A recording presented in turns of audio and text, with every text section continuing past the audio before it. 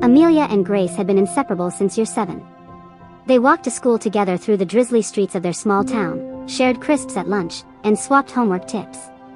They even had matching keyrings from that one school trip to Brighton Pier. Everyone thought they were the perfect pair. But what no one realized was, Grace loved the drama. She liked to be the helpful mate in public, while quietly making sure Amelia always had something to cry about. It started with a whisper.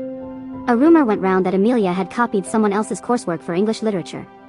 Grace was the first to defend her in the common room. "Nah, Amelia's not like that. She's too clever to need to cheat," she said, shaking her head.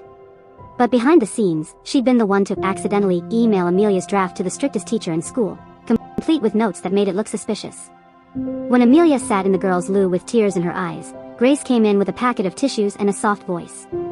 "It's probably Chloe. She's been salty with you since you got the top mark last term." And Amelia believed her, because mates don't lie, do they?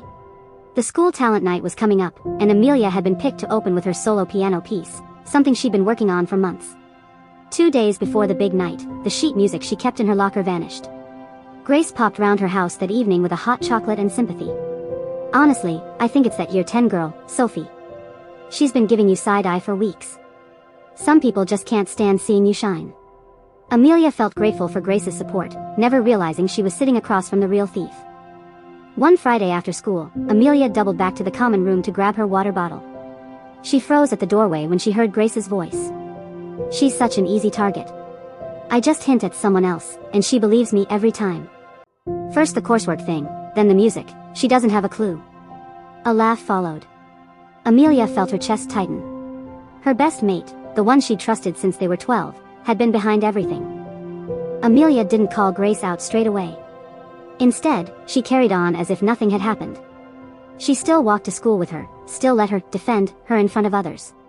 But quietly, she started gathering evidence, text messages, overheard comments, little witnesses here and there. When the head teacher called a year 11 assembly, Amelia handed over a folder of proof. Grace's face went pale as the lies unraveled in front of the whole year. Because sometimes, the best way to deal with a fake friend is to let her trip over her own lies in public.